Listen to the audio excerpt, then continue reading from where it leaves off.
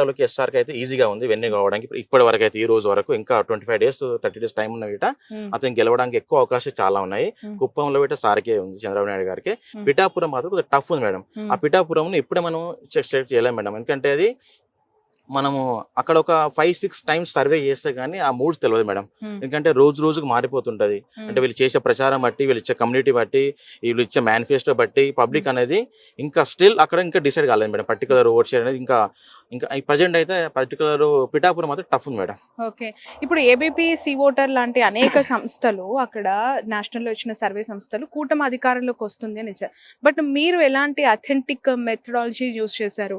మీరు ఎందుకు మళ్ళీ వైసీపీ వస్తుంది అని చెప్పారు? వాళ్ళకి మీకున్న వ్యత్యాసాలు ఏంటి మేడం? నాది టోటల్గా ఏంటిదంటే నేషనల్ ఛానల్స్ వాళ్ళు ఏంటిదంటే వాళ్ళు కొద్దిగా పర్టికులర్ కాన్షియన్స్ మాత్రం సెలెక్ట్ చేసుకుంటారు మేడం. వాళ్ళు కొన్ని కాన్షియన్స్ చేస్తారు, ఎంటైర్ స్టేట్ చేయరు మేడం. ఫస్ట్ ఆఫ్ ఆల్ వాళ్ళు, నేనేంటిదంటే ఎంటైర్ స్టేట్ చేస్తాను. నా శాంపుల్స్ అయితే చాలా పెద్దది, బయట చెప్పలేను, చాలా పెద్ద శాంపుల్ చేస్తాను.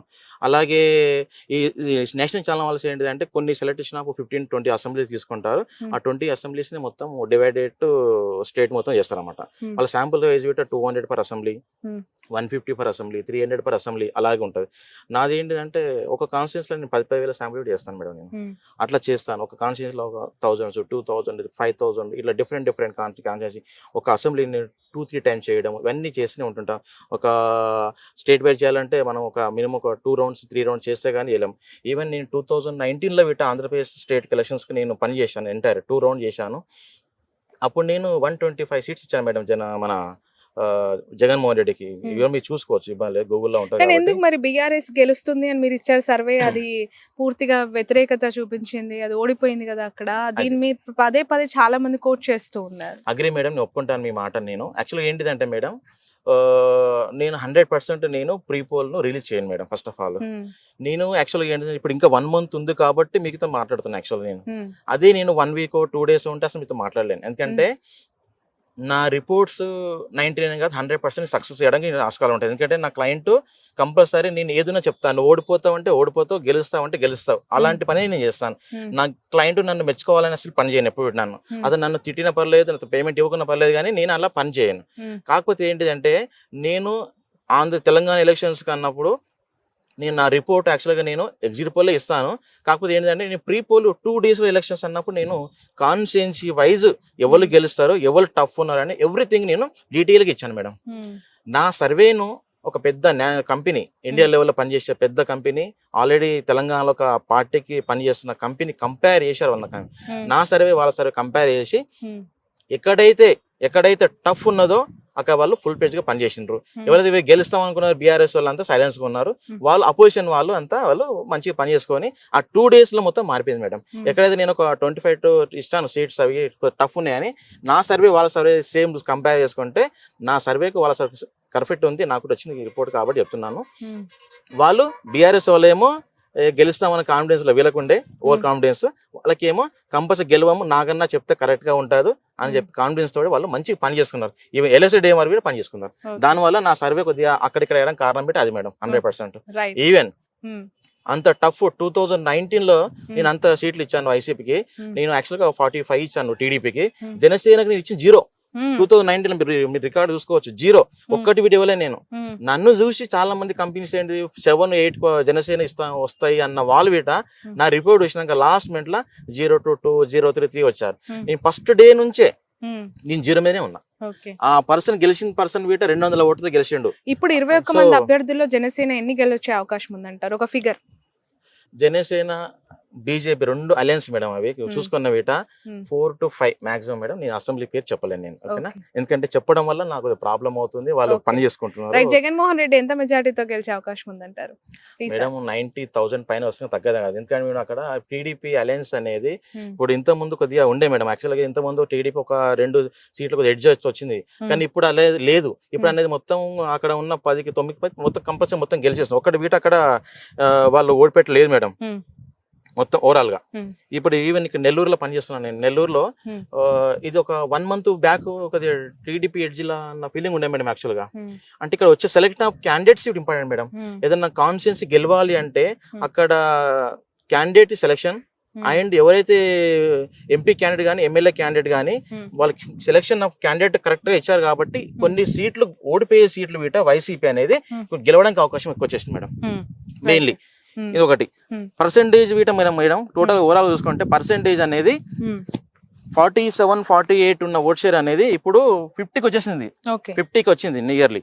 ఇప్పుడు ఇంకో కొన్ని అదే రాయలసీమలో గల 54-55 ఈ నెల్లూరు పార్లమెంట్ లో Vijayasai Reddy versus Vemireddy Prabhakar Reddy. Yes madam. ఇక్కడ ఏ విధంగా ఉంది ఈ పార్లమెంట్ సెగ్మెంట్? మేడం ఇక్కడ నేను చాలా పెద్ద పని చేశాను మేడం. యాక్చువల్ గా నేను ఒక వీక్ లో మొత్తం నేను విజయవాడ వెళ్తున్నాను, వైజాగ్ వెళ్తున్నాను, ఈవెన్ రాయలసీమ వెళ్తున్నాను, ఇక్కడ నెల్లూరులో పెట్టి ఉంటున్నాను. అయితే ఇక్కడ ఏంటిదంటే 7 కాన్స్టిట్యూన్సీలలో ఫస్ట్ ఆఫ్ ఆల్ ఏంటిదంటే మేడం కొద్దిగా ఒక 20 డేస్ బ్యాక్ ఎట్లుండే కొద్దిగా టీడీపీకి 2-3 అసెంబ్లీలు గెలుస్తాయి అన్న ఫీలింగ్లు ఉండే మేడం, 2 నుంచి 3 అసెంబ్లీలు. కానీ ప్రజెంట్ సినారియో ఈ రోజు ఎలక్షన్ జరిగిన వీట 7 కాన్స్టిట్యూన్సీస్ అనేది 100% వైఎస్ఆర్సీ మాత్రం గెలుస్తుంది మేడం ఇక్కడ. ఎందుకంటే కంపేర్ టు లాస్ట్ 25 డేస్ ఈ ప్రజెంట్ సర్వే చూసుకుంటే మొత్తం ఓట్ షేర్ అనేది వైఎస్ఆర్సీ ఓట్స్ పెరిగిపోయింది. ఎమ్మెల్యే క్యాండిడేట్ ఓకేనగా ఎంపీ క్యాండిడేట్ విజయసాయి రెడ్డిని ఇక్కడ దించడం వల్ల ఆ పర్టికులర్ కాన్స్టిట్యున్సీ యొక్క వాల్యూ పెరిగిపోయింది. సపోజ్ విజయసాయి రెడ్డి కాకుండా వేరే వాళ్ళు వస్తే మాకు కొద్దిగా ఇబ్బంది ఉండే మేడం ఇక్కడ. అంటే విజయసాయి రెడ్డి అనే క్యాండిడేట్ పక్కా ఏదో పని చేస్తాడు, కమిట్మెంట్ తీసుకున్న క్యాండిడేట్, జగన్ సార్ కు దగ్గర ఉంటాడు, ఇతని వల్ల కంపల్సరీ ఏదో పని చేసుకోవచ్చు అనేది, లేక పని చేసుకోవచ్చు, డెవలప్ చేసుకోవచ్చు అనేది పబ్లిక్ లో అయితే ఉన్నది మేడం. అది విజయసాయి రెడ్డి ద్వారా రావడం వల్ల ఇక్కడ ఉన్న నెగిటివ్ ఓట్ అనేది పాజిటివ్ అయిపోయింది madam. Present till today 7 constituencies అన్ని. బట్ ఎలాంటి ఆధారాలు నాగన్? ఎందుకంటే ఇక్కడ నారాయణ లాంటి ఒక ఆర్థిక బలం పుష్టిగా ఉన్న లీడర్స్ ఉన్నారు, వేమిరెడ్డి లాంటి ఒక బిగ్ షాట్స్ ఉన్న ఈ నియోజకవర్గం అంటే I mean power packed constituency Nellore is. అటు క్యాస్ట్ పరంగా, ఇటు ఫైనాన్షియల్ పరంగా నారాయణ ఉండొచ్చు సారీ, కానీ అలాగే వేమిరెడ్డి సార్ కూడా ఉండొచ్చేమో.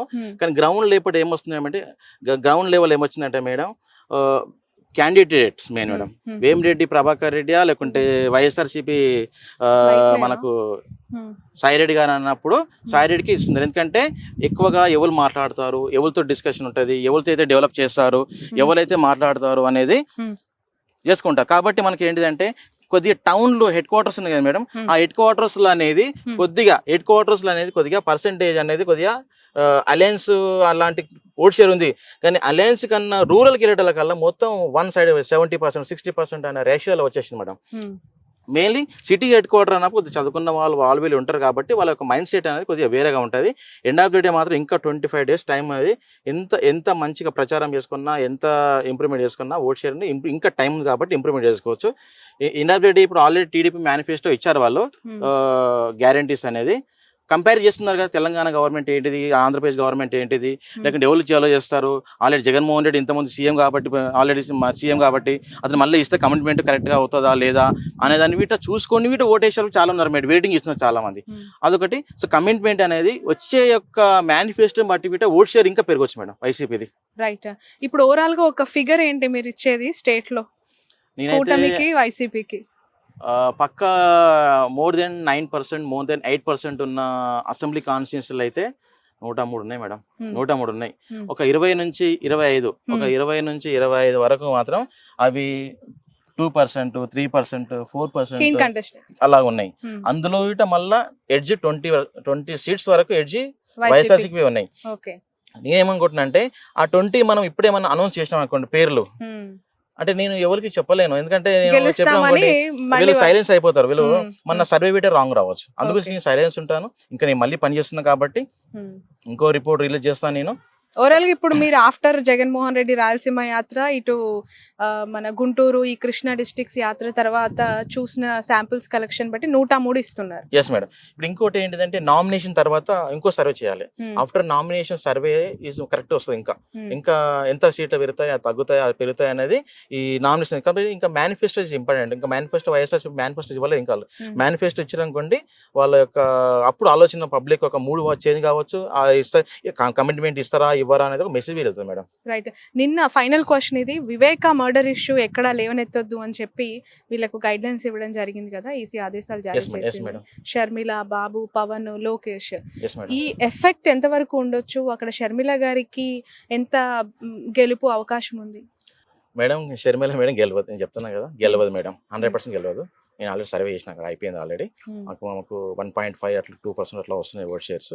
ఆమె నేను డిక్రీజ్ చేయగానే, కాకపోతే ఏంటంటే ఆమె పోటీ చేసింది ఓకే, ఆమె రాజశేఖర రెడ్డి కూతురు, రాజశేఖర రెడ్డి కూతురు, రాజన్న బిడ్డ, ఆమె ఏమనుకుందంటే కమిట్మెంట్ జగన్మోహన్ చెల్లి ఉండొచ్చు కానీ అక్కడ ఓట్ షేర్ అనేది ఇప్పుడు ఎట్లా అయిపోయిందంటే మేడం, వాళ్ళ ఇంట్లో ఫ్యామిలీ విషయాలు గొడవ ఎండొచ్చాం కానీ ఓటర్కి అవన్నీ అవసరం లేదు కదా. నాకు ఎవరు గెలుస్తారు ఈ రోజు ఎట్లా అయిపోయిందంటే, అసలు కడప ప్రజలు సర్వే చేశానంటున్నారు కదా, కడప ప్రజలు షర్మిల గురించి ఏమనుకుంటున్నారని మీకు అర్థమైంది అక్కడ? ఎందుకంటే ఆమె పదే పదే వివేక మర్డర్ ఇష్యూలో అవినాష్